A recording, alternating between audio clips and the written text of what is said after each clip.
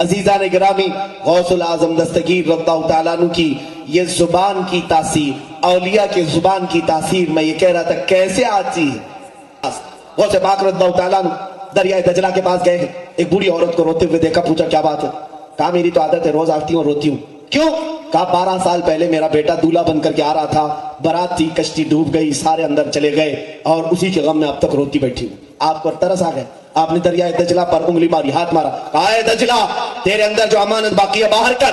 دیکھا پہنچا لایا اور کشتی باہر آئی، سارے باراتی زندہ آئے۔ سرکار غوث العظم دستگیر رضی اللہ تعالیٰ اپنے زمانے طالب علمی کو دیکھیں، دونوں بھی شخصیتوں کے لیے ایک کامن چیز ملتی ہے۔ غوث پاک شریعت اور طریقت کے سنگم تھے، اسی طرح تاج الدین بابا رحمۃ اللہ تعالیٰ علیہ شریعت اور طریقت کے سنگم تھے۔ شریعت بھی آپ کے ہاں ہے، طریقت بھی آپ کے ہاں ہے۔ اگر شریعت نہ ہوتی تو کبھی مفتی عبد الرشید رحمۃ اللہ تعالیٰ علیہ کو اپنے یہاں نہیں بلاتے، نہ ان کو مسند افتاء پر بٹھاتے۔ وہ جاہل ہیں جو مشہور کرتے ہیں کہ اولیاء کا شریعت سے کوئی تعلق نہیں، وہ خود ہی جاہل ہیں۔ اولیاء کاملین تو حقیقت میں شریعت کے سمندر ہیں۔ امام غزالی فرماتے ہیں ما کان اللہ من ولی جاہلا ولو کان لعلمہ اللہ اولا، اللہ کا کوئی ولی جاہل نہیں ہوتا۔ یہ اور بات ہے کہ کسی کے پاس اگر پڑھا نہیں ہے اللہ خود اسے پہلے پڑھاتا ہے، پہلے اسے علم دیتا ہے پھر ولایت دیتا ہے۔ تو کسی ولی کے بارے میں یہ مت سمجھنا یہ کسی مدرسے کو نہیں گئے، کسی کے پاس مولانا کے پاس نہیں بیٹھے۔ اللہ رب العزت بعض اولیاء کو علم لدنی عطا فرماتا ہے۔ تاج الدین رحمۃ اللہ تعالیٰ علیہ شریعت کے اور طریقت کے سنگم تھے، اسی طرح سیدی غوث البراء سلطان الاولیاء شریعت اور طریقت کے بحر ذخار تھے۔ یہاں سے یہ پتہ چلتا ہے سچے اولیاء کے عاشقین وہ ہیں جو شریعت کو بھی پاس رکھتے ہیں، طریقت کو بھی پاس رکھتے ہیں۔ بے شک بے شک۔ ایک بات یاد رکھیں، کچھ لوگ اگر گمراہ کریں کہ نہیں طریقت کی طرف مت جاؤ، صرف شریعت دیکھو، وہ فاسق بنا دیں گے تمہیں، فاسق بنا دیں گے۔ امام مالک رحمۃ اللہ علیہ نے فرمایا جو صرف شریعت پڑھتا رہا اور طریقت کی کوئی بات نہیں سیکھا وہ فاسق ہو جائے گا، اور جو شریعت کو چھوڑ کر طریقت کی بڑی بڑی باتیں پڑھنے کے لیے آیا تو وہ تو زندیق بن جائے گا، شیطان بن جائے گا، شیطان اسے گمراہ کر دے گا۔ اور جو دونوں کو جمع کر دیا وہ اللہ تک پہنچ گیا، سبحان اللہ، وہ رب تک پہنچ گیا۔ کیونکہ میرے عزیز شریعت مولانا لوگوں کی نہیں ہے، میرے آقا صلی اللہ علیہ وسلم کی، رسول پاک کی ہے۔ اور اس دروازے کو چھوڑ کر رب کی معرفت کہاں سے ہوگی؟ بخدا خدا کا یہی ہے در، نہیں اور کوئی مفر مکر جو وہاں سے ہو یہی آ کے ہو، جو یہاں نہیں تو وہاں نہیں۔ کیا کہنے زندہ باد زندہ باد۔ رسول کریم صلی اللہ علیہ وسلم کی شریعت یہ در حقیقت میرے آقا کا دروازہ ہے، یہ چھوڑ کر معرفت تک نہیں پہنچ سکو گی۔ خیر غوث پاک رضی اللہ تعالیٰ عنہ خود اپنے قصیدے میں فرماتے ہیں درست العلم حتی صرت قطبا ونلت السعد من مولا الموالی، میں علم حاصل کرتا رہا، علم حاصل کرتا رہا، یہاں تک کہ میں علم حاصل کرنے کے زمانے میں ہی قطبیت کے مقام کو پہنچ گیا۔ سبحان اللہ سبحان اللہ، قطب بن گئے۔ غوث پاک زمانے طالب علمی میں قطب تھے، یہ علم حاصل کرتے کرتے آج ضرورت ہے طلباء اسلامیہ کو جو مدارس میں پڑھتے انہیں بھی بتایا جائے کہ تم علم جو شریعت کا حاصل کر رہے ہو ساتھ ہی ساتھ قناعت کا، صبر کا، توکل کا، رضا کا، ثبات کا، استقامت کا پڑھو گے تو تم زمانے طالب علمی میں بھی مقام باطن حاصل کر لو۔ کیا کہنے بے شک۔ لیکن آج مدارس خالی ہو گئے روحانیت سے، مدارس خالی ہو گئے تصوف سے، بہت کم الا ماشاءاللہ کوئی ہوں گے، لیکن آج ایسا کر دیا گیا ہے کہ علماء شریعت کو الگ کر دیا گیا اور ان کو بے عمل بنایا جا رہا ہے، اور خانقاہیں الگ ہو گئیں جہاں شریعت کا کوئی علم ہی نہیں رہ گیا۔ میرے عزیزوں یہ دونوں کے جمع کرنے کی آج بھی ضرورت ہے، جیسے حضور تاج الاولیاء نے اپنے آستانے پر جمع کیا۔ بہت اچھے بہت اچھے۔ وہ طریقت کے بحر ذخار ہیں، وہ معرفت کا جام بھر بھر پینے نہیں پلانے والے ہیں، اس کے باوجود فقیہ اعظم ہند کو اپنے دربار میں بلا کر کے رکھا۔ واہ، بھلا کر کے رکھا بہت اچھا اور ان کو نوازتے بھی رہے. بے شک فقیہ اعظم ہند نے اپنی زندگی بھر افتاء کی مسند سنبھالے رہے اور شہر ناگپور اس وقت مرکز تھا اس طور پر کہ بڑے بڑے علماء فقہ میں مفتی عبدالرشید رحمۃ اللہ علیہ سے رجوع کرتے تھے. آقا حضرت زندہ نعرہ تکبیر، نعرہ رسالت، فیضان تاج الاولیاء، فیضان حضور فقیہ اعظم، زندہ باد زندہ باد. ابھی حضرت سے میں ملاقات کیا مفتی عبدالقدیر خان صاحب سے. پہلی ملاقات میں نے کہا کہ آپ کے والد اور آپ کے باپ کی کتاب پڑھے بغیر آج یہاں کوئی مولانا بھی نہیں بنتا، کوئی عالم بھی نہیں بنتا. ہم مدرسے میں جاتے ہیں، پہلی کتاب جو ہمیں پکڑائی جاتی ہے تسہیل المصادر، وہ مفتی عبدالرشید صاحب کی لکھی ہوئی آقا حضرت رحمت اللہ تعالی علیہ. ان کی کتاب سے ابتدا ہوتی ہے. اس کا مطلب ہے کہ تمام علماء جو ہندوستان میں فارسی پڑھ کر کے ابتدا کرتے ہیں، چاہے وہ جامعہ اشرفیہ مبارک پور سے لے کر جتنے بھی بڑے ادارے ہوں، سب جگہ تسہیل المصادر ہے. علماء پڑھے ہوں گے نا؟ جی حضرت جی. سارے پڑھے ہوں گے. سارے علماء ہندوستان کے، ان کو یہ جاننا چاہیے کہ ہمارے علم کی ابتدا تسہیل المصادر سے ہوئی. اس کا مطلب یہ ہے کہ فیض تاج الاولیاء سے علماء کی شروعات ہو رہی ہے. ارے کیا کہنے حضرت زندہ باد. علماء کی شروعات تاج الاولیاء کے فیض سے شروعات ہو رہی ہے. اور یہاں سے جب شروعات ہو رہی ہے تو پھر آپ دیکھیں کہ اگر ان کے دربار سے کوئی عالم وابستہ ہو گیا، اختتام کو تم کہاں سمجھ پاؤ گے؟ انتہا کو کیا سمجھ پاؤ گے؟ بہت اچھا. عزیزان گرامی، مجھے فخر ہے اس بات کا، پڑھا ہوں کتاب تسہیل المصادر، لیکن مجھے یہ یقین ہے کہ تسہیل المصادر اگر مفتی عبدالرشید خان رحمۃ اللہ تعالی علیہ کی لکھی ہے تو ان کے ہاتھ پہ جو قلم تھا، قلم ان کا تھا سیاہی تاج الاولیاء. زندہ باد زندہ باد زندہ باد. اسی لیے وہ کتاب اتنی مقبول ہے، اتنی مقبول ہے. میں خود سینکڑوں کو پڑھا چکا ہوں. میں پڑھائی نہیں پڑھا چکا ہوں. آج بھی پڑھا کر کے آیا ہوں، آج بھی وہی کتاب پڑھا کے آیا ہوں. پہلے مستقبل کا بیان آج پڑھا کر کے آئے ہوں. میرے عزیزوں، یہ تقریباً فیض تاج الاولیاء پورے ہندوستان کے مدارس میں پھیلا ہوا ہے. پہلی بات یہ سن لیں کہ علم کو چھوڑ کر ہماری کوئی کامیابی نہیں.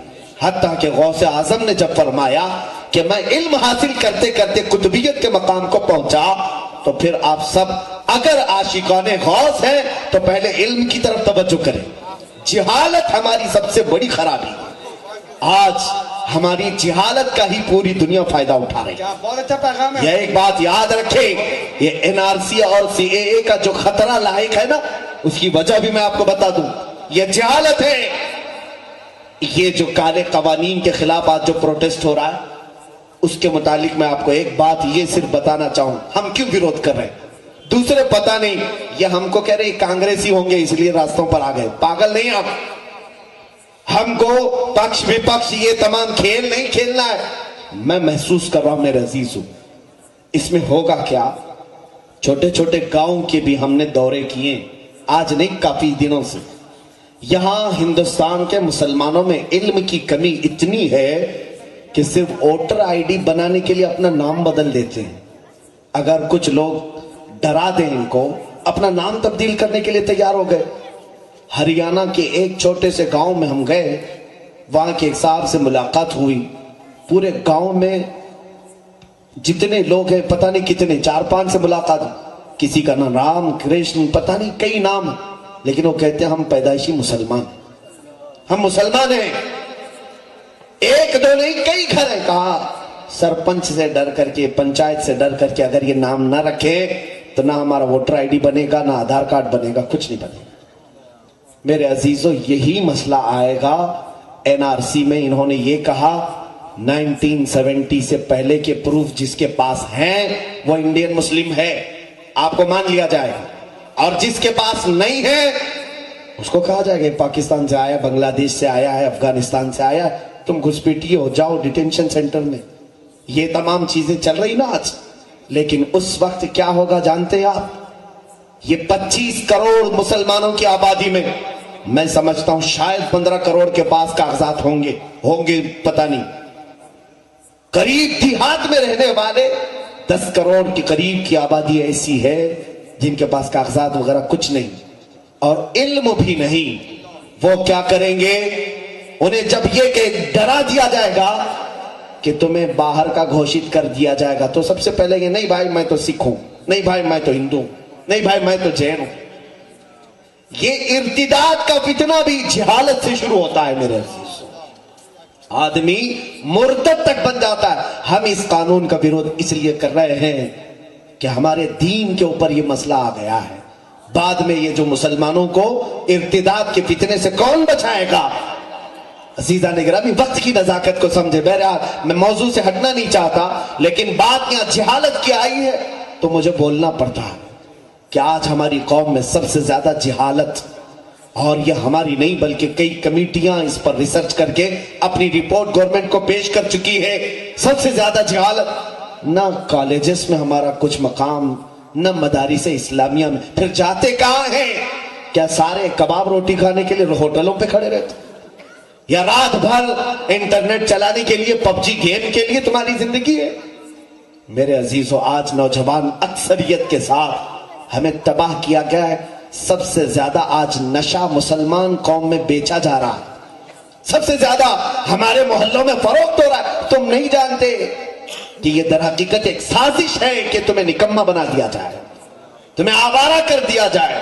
تم کسی کے بارے میں بولنے کی طاقت تک نہ رکھو. آج نہ اٹھے تو کل تمہیں مردوں میں شمار کیا جائے گا. ایک بات ہی یاد رکھ لے، جہالت سے توبہ کرے. ارے میرے عزیزو علم کی کوئی عمر نہیں ہوتی.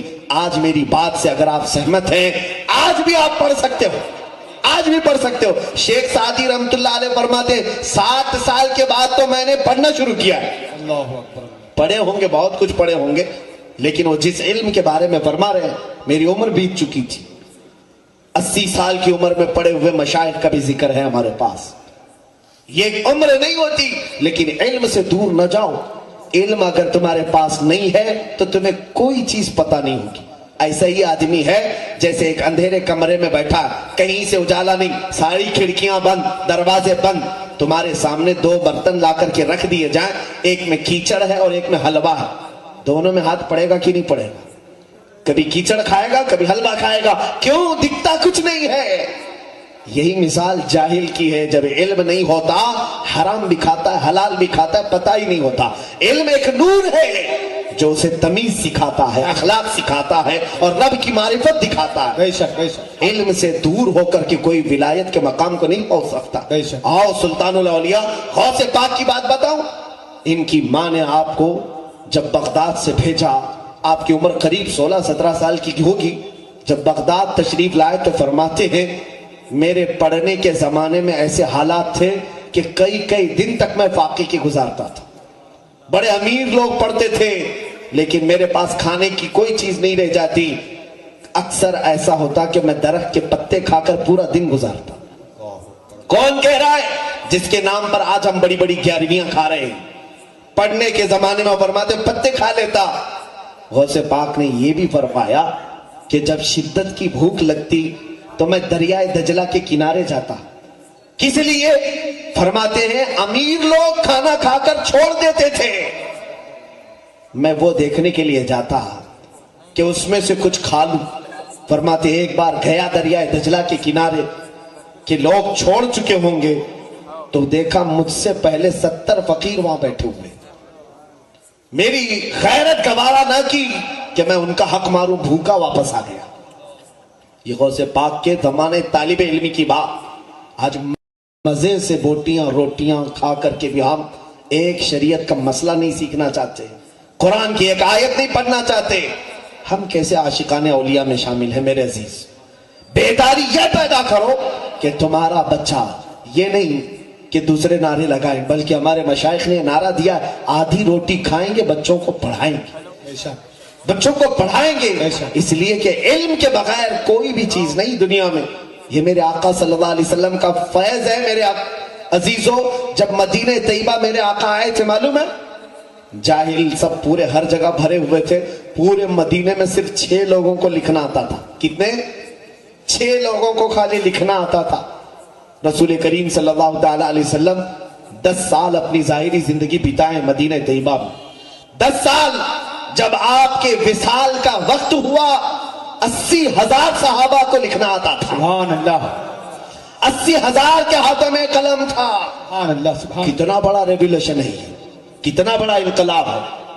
شاید میں زندگی بھر پڑھاؤں تو اتنے شاگرد نہیں بنا پاؤں جو 10 سال میں میرے آقا صلی اللہ علیہ وسلم نے علم معرفت, علم طریقت, علم شریعت کا بحر ذخار انہیں بنایا تھا. بے شک. حضور نے علم بانٹا ہے, بلکہ ہمارے قرآن کی پہلی آیت ہی اقرا سے شروع ہوتی ہے. بے شک. پڑھو, یہاں سے شروع ہوتی ہے.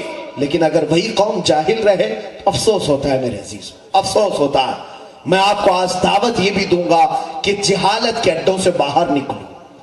آپ مطالعہ کر. آج آپ کے ہاتھ میں موبائل ہے, بہت اچھی چیز ہے میرے عزیز, بہت اچھی ہے.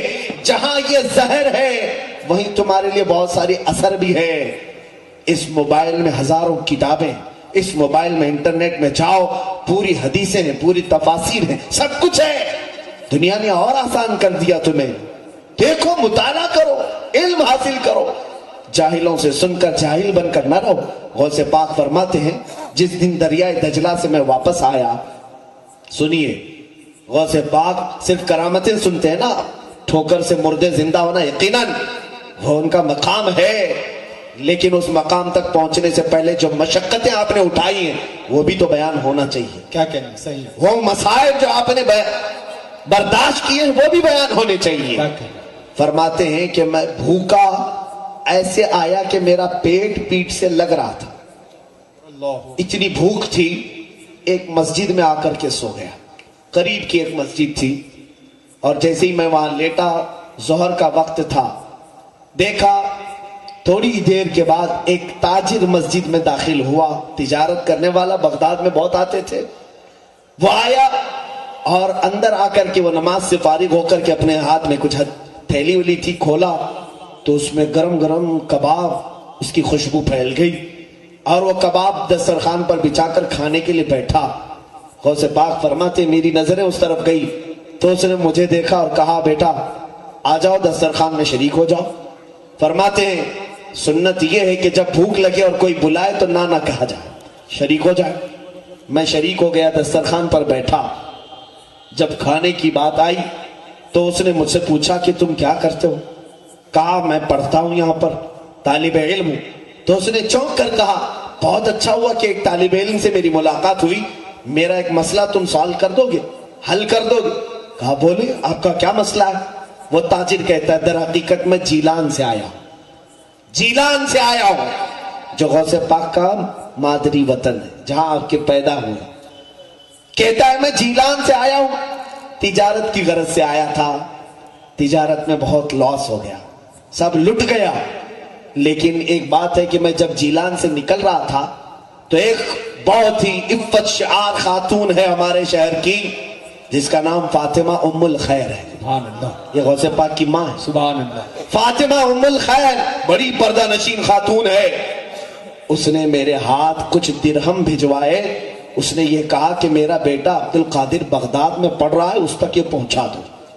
تو میں وہ لے کر کے تو آیا, لیکن یہاں اتنے دن رہا, تجارت میں پورا خسارہ ہو گیا, مال ختم ہو گیا. اخیر میں میرے پاس صرف وہی درہم بچے تھے. بھوک کی اتنی شدت تھی کہ انہی درہموں سے میں ایک کباب خرید کر کے لے آیا ہوں. یہ جو ابھی کھا رہا ہوں یہ اسی بچے کے پیسوں کے کباب ہیں, میں وہ کھانے کے لیے بیٹھا ہوں. تم مجھے یہ مسئلہ بتاؤ, کیا میرا یہ کباب کھانا ابھی جائز ہے؟ غوث پاک نے فرمایا ہاں جائز ہے, کباب کھانا آپ کے لیے جائز ہے. کھا لیے. پورا کباب کھانے کے بعد اس نے پوچھا یہ مسئلہ مجھے بتاؤ, کیا آپ نے کہاں پڑھا ہے کسی کے بھی کباب کو کھانے کی آپ اجازت کیسے دے سکتے ہیں؟ غوث پاک نے فرمایا جس عبد القادر کو تم ڈھونڈ رہے ہو وہ عبد القادر میں. اللہ اکبر. اللہ. وہ شرمندہ ہو گیا. کہا کہ پہلے بتائے ہوتے ہیں تو میں سارے کباب تمہارے حوالے کر دیتا, اس کے تم ہی مالک تھے. غوث پاک نے فرمایا میں کسی کو کھلانے کے وقت اسے شرمندہ کر کے کھلانا نہیں چاہتا. اللہ اکبر. یا اولیاء کی شان ہے تو دیتے بھی ہیں تو احسان نہیں جتاتے. ہاں بے شک بے شک. مجھے شرمندگی نہ ہو. عزیزان گرامی, غوث پاک اپنے طالب علمی کے زمانے کی حالات بیان کر رہے ہیں. کباب بھی کھا لیے, پیسے بھی ختم ہوئے, پوری زندگی اسی طرح کی چلی, حتیٰ کہ اتنی مشقتیں آپ نے اٹھائی. ایک روایت میں نے سنی تھی بزرگوں سے, غوث الورا فرماتے ہیں ایک وقت ایک تاجر آیا بغداد میں، مجھ سے ملاقات کیا اور کہا تم عبد القادر ہو؟ کہا تمہاری ماں بڑی بیمار ہے اور بیوہ، پتہ نہیں اس کے گھر کی دیکھ بھال کون کرتا ہے، کبھی وہ باہر نہیں نظر آئی، وہ بیمار ہے، ہم نے محلے کی خواتین سے سنا ہے۔ غوث پاک کو رقت طاری ہو گئی، اپنی ماں کی یاد آ گئی، کئی سال بیت چکے تھے بغداد میں، رونے لگے، برداشت نہیں ہوا تو رات کو ہی سامان اٹھایا اور نکل پڑے۔ ماں بیمار ہے، غوث پاک اپنی ماں سے ملاقات کرنے کے لیے جو سفر کیے، جیلان سے بغداد کا سفر میرے عزیزو آج کے زمانے میں بھی پوری مکمل فاسٹ گاڑیوں سے بھی کرو گے تو تمہیں 2 دن لگ جائیں گے، 2 سے 3 دن لگ جائیں گے۔ وہ زمانہ مہینے بھر کی مسافت کا تھا۔ جب جیلان پہنچے اپنے پرانے گھر، رات کا وقت تھا، دروازہ کھٹکھٹایا، ماں اندر سے ہلکے ہلکے قدموں سے آئی، آواز آئی کون ہے؟ کہا عبد القادر۔ ماں نے اپنے بیٹے کا یہ لہجہ سنا، ظاہر سی بات ہے کس ماں کا کلیجہ نہیں دہل جائے گا، اپنے اتنے دیر کے بعد آئے ہوئے بچے کو کون نہیں دیکھنا چاہتی ماں۔ لیکن پہلا سوال اس فاطمہ ام الخیر نے یہ کیا، بیٹا عبد القادر تعلیم مکمل کر کے آئے یا ادھوری چھوڑ کے آئے؟ دروازہ کھولے بغیر پہلا سوال یہ، کروڑوں سلام تربت ام الخیر پر جو غوث کی ماں ہے۔ غوث پاک نے باہر سے کہا ماں ابھی تعلیم مکمل تو نہیں ہوئی لیکن تمہاری یاد ستانے لگی، آ گیا کہ ملاقات کر لوں، پھر میں واپس چلا جاؤں گا بغداد۔ ماں نے اندر سے کہا عبد القادر ملاقات کی ضرورت نہیں، جاؤ تمہاری اور ہماری ملاقات انشاءاللہ قیامت کے دن ہوگی۔ فرماتے ہیں ماں نے دروازہ نہیں کھولا، میں الٹے پاؤں واپس پلٹ آیا، بغداد آیا، گھر تک پہنچ کر ملاقات نہیں کی۔ بغداد جب واپس آیا تو تعلیم حاصل کرتا رہا، یہاں تک کہ ایک بار پھر ایک جیلان کا تاجر آیا، مجھ سے ملاقات کیا اور اس نے کہا عبد القادر مہینہ ہو گیا تمہاری ماں کا انتقال ہو چکا، جنازہ ہم نے پڑھا اور دفن کر دیا۔ یہ ہے غوث الورا کی طالب علمی کی زندگی۔ آج ہم آرام دہ بستروں میں سو کر کے سوچتے ہیں سارا علم ہمارے دماغ میں ایسی ڈل جائے۔ وہ بڑے بڑے اولیاء، تاج الدین بابا رحمت اللہ تعالیٰ علیہ کیا کہیں پڑھے نہیں تھے؟ یہ بھی اپنے اساتذہ کے پاس وقت بتائے ہیں۔ اولیاء کاملین اس کو عیب نہیں سمجھتے کسی استاد کے پاس زانو ادب طے کرنے کو۔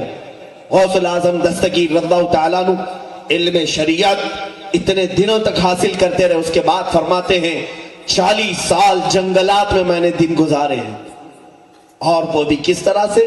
انگور کے ایک دانے سے سحری کرتا اور پانی سے تھوڑے سے پانی سے افطار کرتا، پوری اتنے سال بتائے۔ اور اس کے بعد غوث پاک رضی اللہ تعالیٰ عنہ مخلوق خدا کی ہدایت کے لیے شہر میں آئے، اور وہ بھی یوں ہی نہیں آئے۔ فرماتے ہیں میں آیا، مسجد میں سویا بغداد میں نے دیکھا خواب میں میرے آقا تشریف لائے، کہا عبد القادر اٹھو نصیحت کرو لوگوں کو۔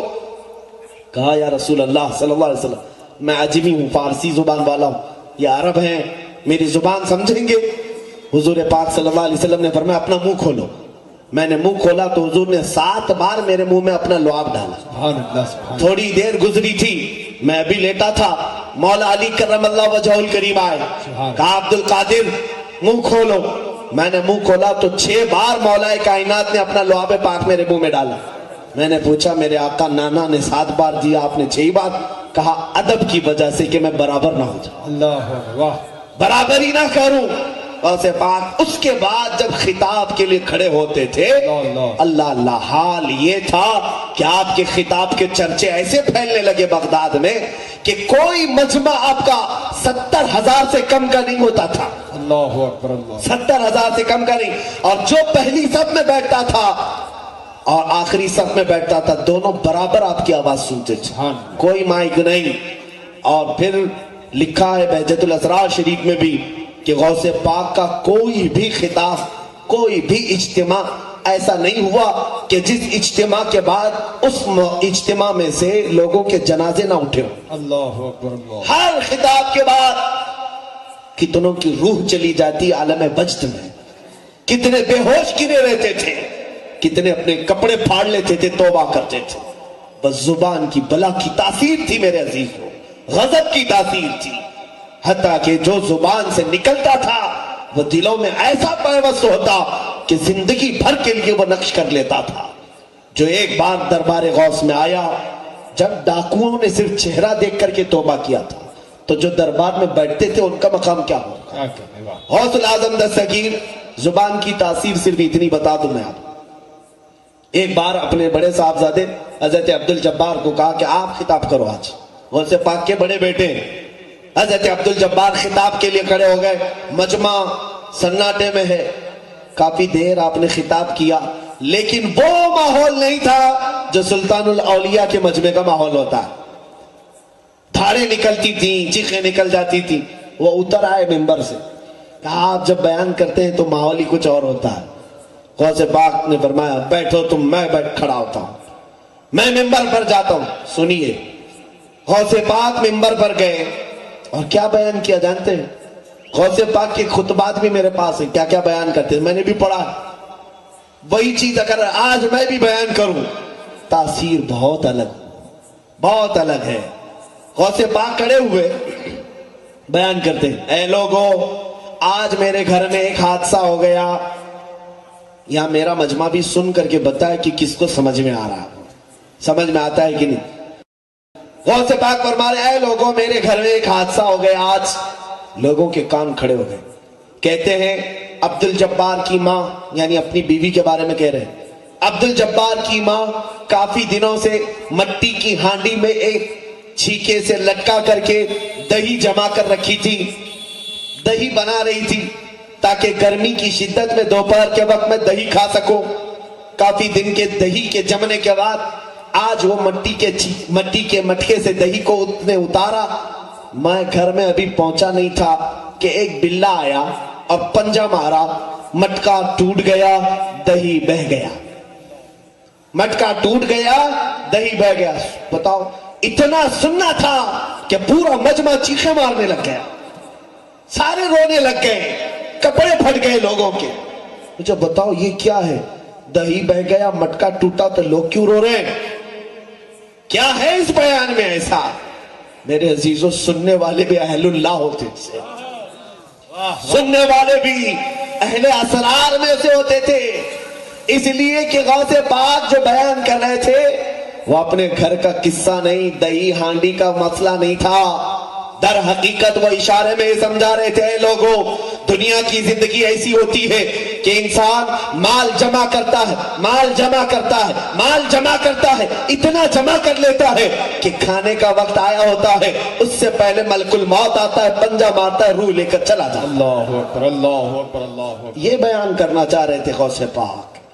یہی ہوتا ہے، ہم جمع کرتے ہیں، صحت برباد کر کے جمع کر لیا، دن رات کی ڈیوٹی کر کے پیسہ جمع کیا، کھانے کے وقت شوگر آ گئی، شکر بھی نہیں کھا پائے، بی پی آ گئی، نمک بھی چھوڑ دیا، ارے نگلنے کے لیے لقمے بھی نہیں جاتے، پھر وہ وقت بھی آ جاتا ہے، مال دھرا کا دھرا رہ گیا، ملک الموت ہماری روح لے کر چل پڑا۔ اللہ اکبر، اللہ۔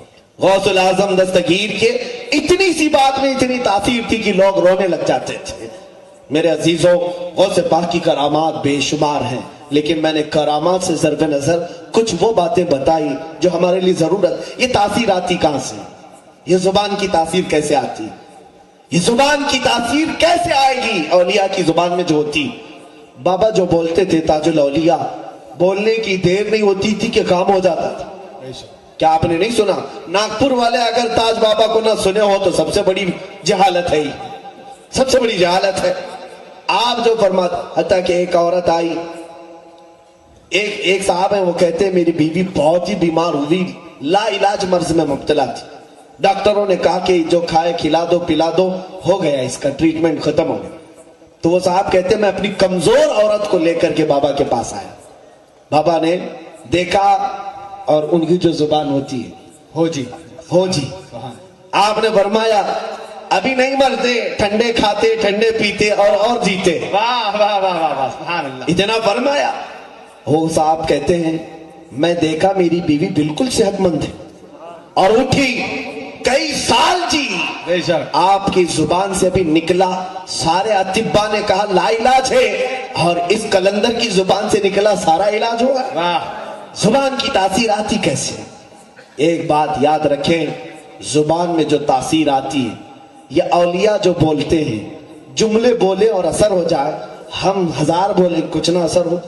حضرت نظام الدین اولیاء کی بارگاہ میں ایک صاحب آئے، کہا کہ حضور میری بیٹی کی شادی ہے، کچھ کر دیں۔ کہا جا کچھ پتھر ڈھیلا لے کے آ جا، کچھ ملے۔ وہ کہتے ہیں میں 3 ڈھیلے لے کے آیا، 1 ڈھیلا ہے، 2 ڈھیلے، 3 ڈھیلے، جو بھی لے آئے۔ محبوب الہی نظام الدین اولیاء نے 3 بار قل واللہ پڑھا، اس پر دم کر دی، لے جا تیری بیٹی کی شادی کر، اور بھی ایسے جی۔ کہا میں ڈھیلے لیا تو دیکھا وہ سونا بنے ہوئے تھے، سونے کے تھے، بیچا تو اتنا مال آیا کہ بڑی شادی بھی رچائی، گھر بھی خریدا۔ لیکن وہ صاحب کہتے ہیں نسخہ تو مل گیا تھا، سامنے دیکھا تھا 3 بار قل واللہ تو پڑھنا ہے، گھر میں جا کر بہت سارے ڈھیلے جمع کر لیا اور رات بھر بیٹھ کر کے قل واللہ قل واللہ قل واللہ پڑھتا رہا۔ 1000 بار ہو گیا، بار بار آنکھ کھول کے دیکھے تو ڈھیلا ہی ہے۔ دوسرے دن آیا، کنفیوژن تو نہیں ہو گیا، سننے میں مجھے غلطی تو نہیں ہوئی؟ پوچھا بابا محبوب الہی سے، میں آیا تھا آپ کے پاس ایک بار، آپ نے ڈھیلے پر کیا پڑھا تھا؟ کہا قل واللہ پڑھا تھا۔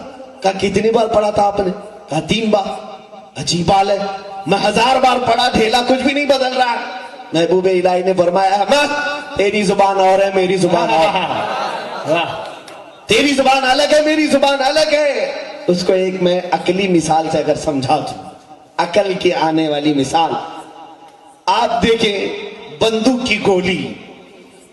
کی گولی مشکل سے 50 گرام کی ہوتی ہے، 100 گرام کی سمجھ لیں، دیکھا ہوگا یا نہیں دیکھا ہوگا پتہ نہیں، آپ نے پیتل کی ہو، تانبے کی ہو، جس کی بھی ہو، وہ بندوق کی گولی 50 گرام کی، 100 گرام کی، لو ہاتھ میں آپ اٹھا کر کے دیکھ لیں، اور وہ ہاتھ میں لے کر کسی کو مارو، مر جائے گا آدمی؟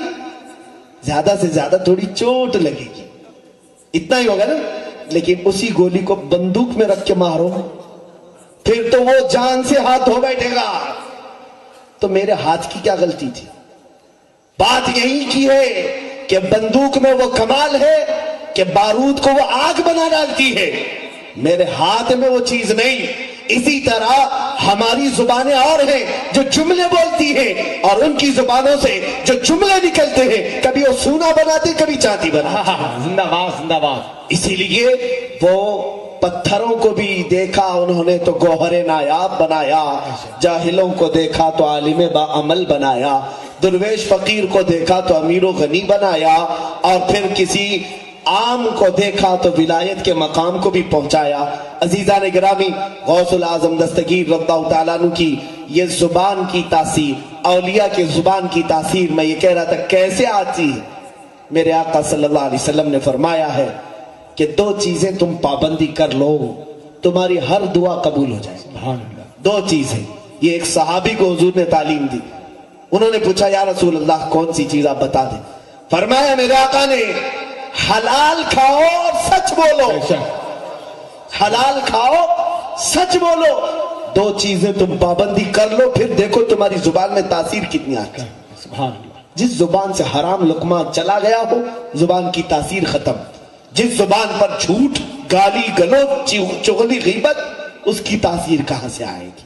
یا اولیاء کاملین ہیں جو اپنے ہوش و حواس سے لے کر اپنے اخیر عمر تک حرام لقمہ تو دور کی بات ہے، شبہ والی چیز سے بھی بچتے تھے، بے شک شبہ والی چیز سے بھی، اور ان کی زبانوں سے جھوٹ تو درکنار ہے، یہ مذاق بھی کسی کے ساتھ نہیں کرتے تھے۔ بے شک عزیزان گرامی، اس لیے زبان کی وہ تاثیر تھی کہ گفتہ خدا بوت، کیا ان کا کہنا اللہ کا کہنا ہو جاتا ہے۔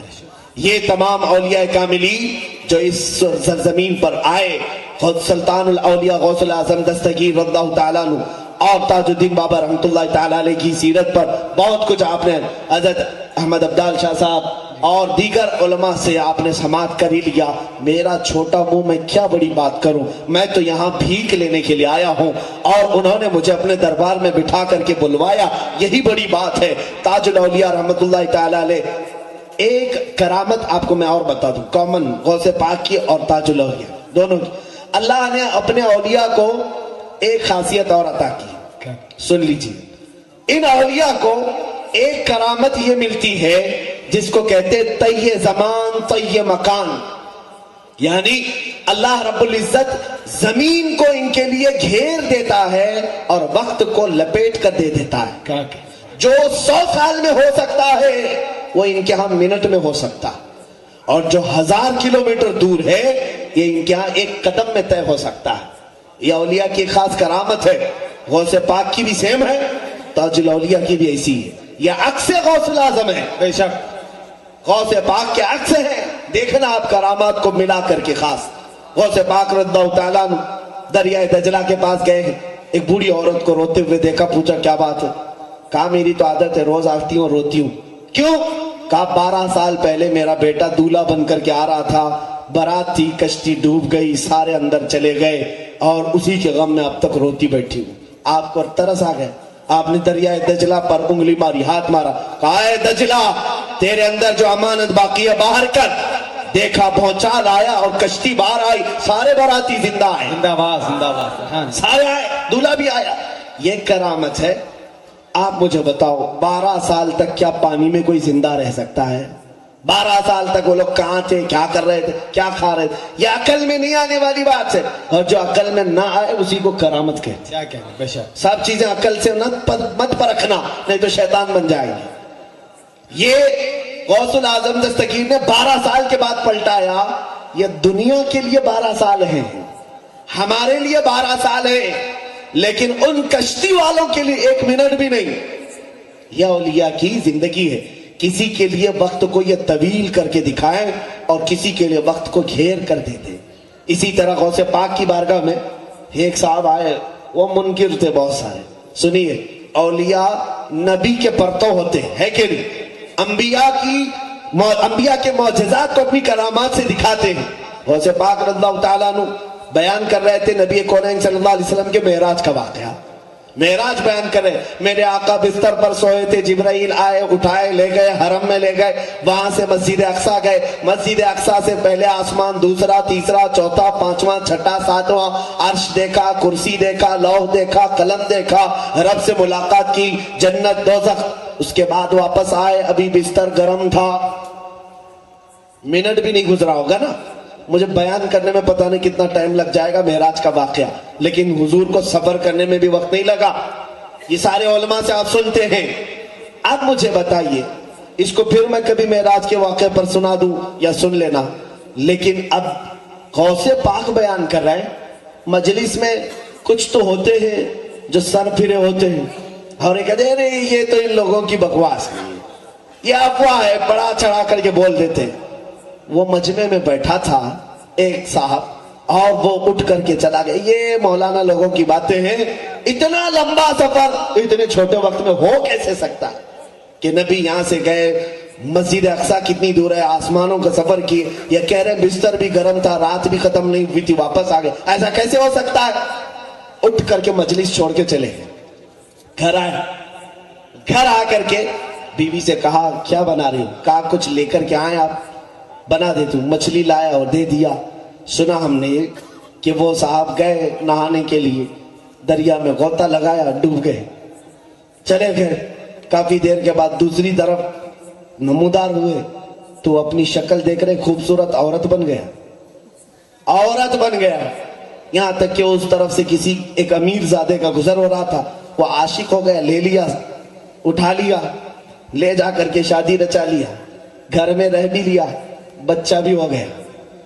اور وہ کہتے ہیں 1 2 نہیں کئی بچے ہو گئے۔ زمانہ بیت گیا، تقریباً 13 بچوں کا ذکر کر رہے ہیں۔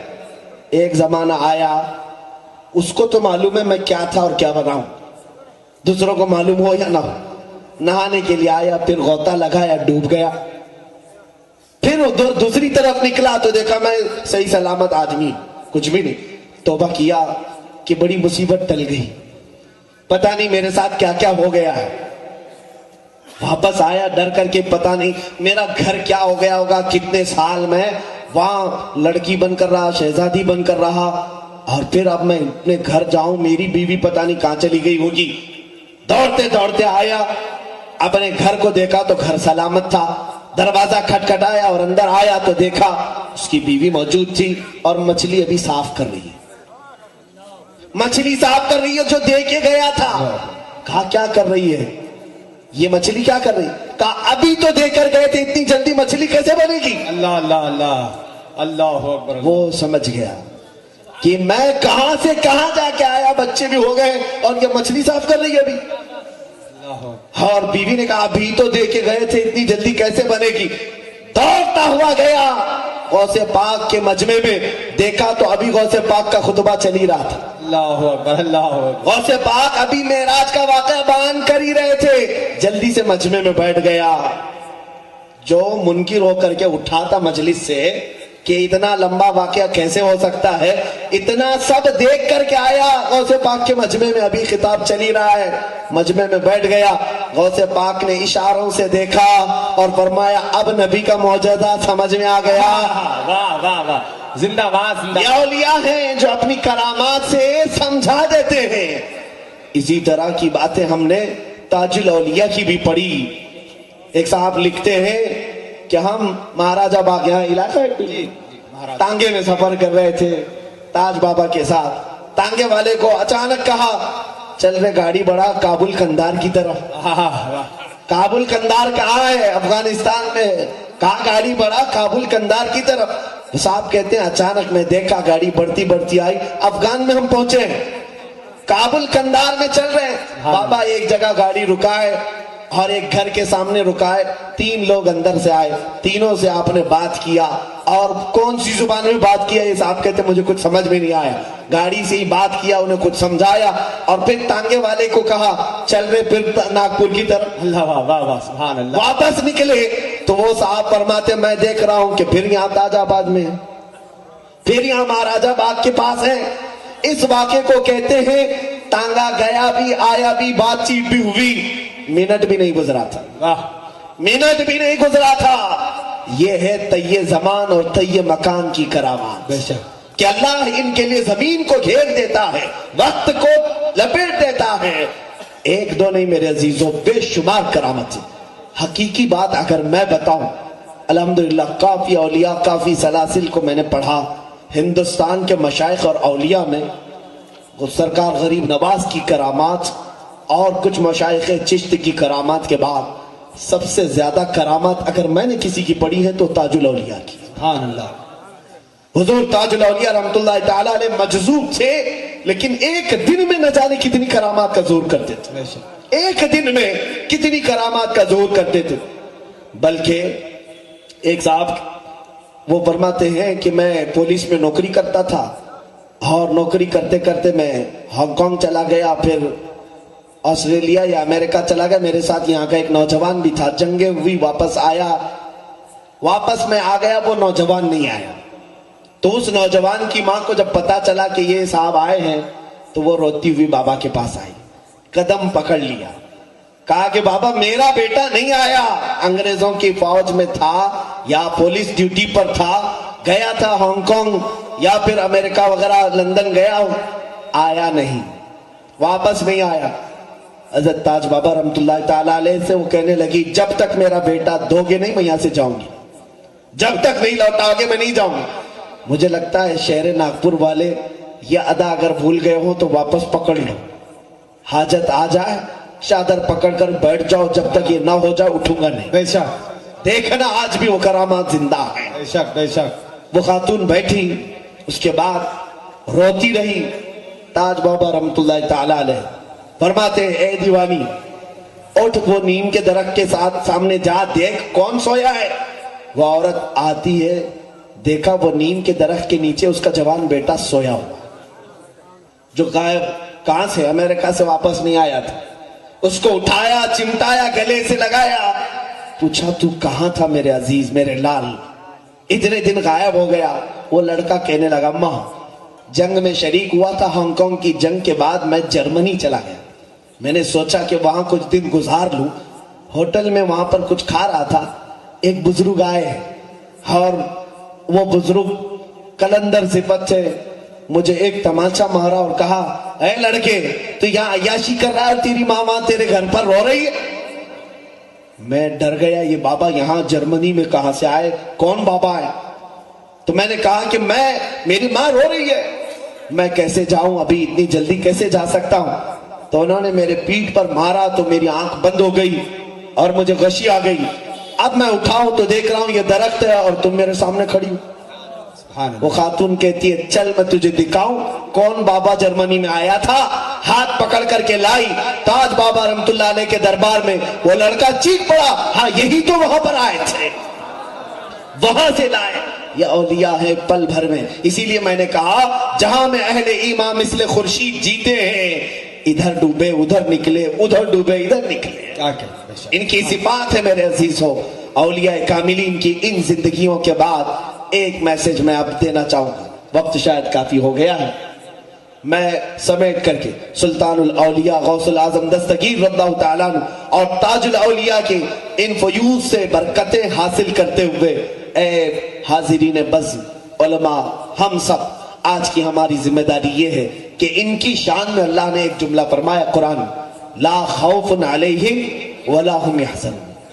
بار بار سنتے ہیں نا آیت آپ, الا ان اولیاء اللہ لا خوف علیہم ولا هم يحزنون. بے شک خبردار, اللہ کے ولیوں کو نہ دنیا میں کسی کا خوف ہوتا ہے نہ آخرت میں کوئی غم ہوتا ہے. کوئی خوف نہیں ہوتا. کیوں نہیں ہوتا ان کو خوف؟ سوچا آپ نے کبھی کیوں نہیں ان کو خوف ہوتا ہے؟ ایک بات یاد رکھیں, بیٹا جب تک باپ کے ساتھ رہتا ہے چھوٹے میں, اور باپ آس پاس ہے, ماں آس پاس ہے, بچہ کسی سے نہیں ڈرتا. باپ جہاں چھوٹا, ماں جہاں چھوٹی, بچہ بازار میں رونے لگ جاتا ہے. ہوتا ہے کہ بچپن میں ہم بھی کہیں چھوٹ گئے تو دھاڑے مار مار کر روتے تھے, پتہ نہیں کون پکڑے گا, کیا کرے گا. ہمارے ماں باپ تھوڑی دیر کے لیے بھی چھوٹ گئے, جب بڑے ہم سے چھوٹ جائیں ہم روتے ہیں, ہر چیز سے روتے. سنو آج یہ اولیاء کسی سے, یہ بلا تشبیہ بلا تمثیل, اولیاء کاملین ان کی زبان پر ہمیشہ ایک نعرہ رہتا تھا, اللہ اکبر, اللہ سب سے بڑا ہے, اللہ سب سے بڑا ہے. اور جس نے اس کو سب سے بڑا سمجھا اور جب تک اس کی نگاہ عنایت کے سامنے ہے, ان کے تصورات میں یہ ہوتا سب سے بڑا جو ہے میں اس کی نظروں کے سامنے چل رہا ہوں, وہ مجھے دیکھ رہا ہے. جب بڑا ساتھ ہو تو پھر دنیا میں کسی کا ڈر نہیں ہوتا. جیسے بچہ نہیں ڈرتا اور جہاں بڑے کو چھوڑ دیا ہر چیز سے ڈر لگتا ہے, پھر ہر چیز سے خوف ہوتا ہے. آج ہم ڈرے اسی لیے ہیں, کہتے ہیں مسجدوں میں اللہ اکبر, باہر آ کر کے پھر پتہ نہیں کسی کو اور کو بڑا مان لیتے ہیں. میرے عزیزوں ایک بات یاد رکھنا, یہ لفظ ایسا ہے کہ جس دن ہم اپنے ماں کے پیٹ سے آئے تھے دنیا میں, سب سے پہلا لفظ ہمارے کانوں میں اللہ اکبر یہی کہا گیا تھا. آپ کو بھی اذان دی گئی ہوگی, ہمیں بھی اذان دی گئی. سب سے پہلا جملہ بھی یہ سکھایا گیا ہے اللہ اکبر, اللہ سب سے بڑا ہے. کیوں؟ اسی دن تمہیں مسلمانوں کو یہ باور کرایا جاتا ہے, اے بچے آنے والے کسی اور کو بڑا مت سمجھنا, کسی کا خوف نہ رکھنا, اس لیے کہ اللہ سب سے بڑا ہے, اللہ سب سے بڑا ہے. لیکن ہوش آتے ہی بچہ بھول جاتا ہے. اگر وہ اللہ اکبر کی گونج اس کی زندگی بھر جاری رہی, کبھی اسے کسی کا خوف نہیں آئے گا. دیکھنا ہماری زندگی اللہ اکبر سے شروع ہوتی ہے, اور جنازے پر بھی امام سب سے پہلے اللہ اکبر ہی کہتا ہے. ہمارے جنازے پر اللہ اکبر کہہ کر کے ہی تکبیر باندھی جاتی ہے. دونوں زندگی کی شروعات اور زندگی کا اختتام اللہ اکبر پر ہے. یہ میں سمجھانا چاہتا ہوں, آج کسی اور کو بڑا نہ سمجھو. نشے میں چور اگر 5 سال کے لیے کوئی تخت مل گیا ہو کسی کو, وہ فرعون ہو سکتا ہے لیکن اللہ نہیں ہو سکتا. نمرود ہو سکتا ہے لیکن خدا نہیں ہو سکتا. یاد رکھو ہم اللہ اکبر کہنے والے ہیں. ارے ہمارے درمیان مغل بادشاہوں میں سے نام کا اکبر آیا تو ہم اسے اکبر نہیں کہتے. تو اگر تم تو پورے پیدائشی نمرود نظر آتے ہو, ہم کیسے تمہیں اکبر مان لیں؟ ہم کیسے اکبر مان لیں؟ ایک بات یاد رکھیں, مسلمان پیدائش سے لے کر موت تک اللہ کو اکبر کہتا ہے, اکبر. اور اتنا ہی نہیں, بچے کو کیوں یہ اذان سنائی گئی تھی؟ بتایا آپ کو کیوں؟ جب پیدا ہوئے تھے آپ کیوں اذان سنائی گئی تھی؟ اس لیے کہ اے بچے ابھی سے عادت ڈال لے, ہر دن تجھے 5 بار یہ پکارا جائے گا.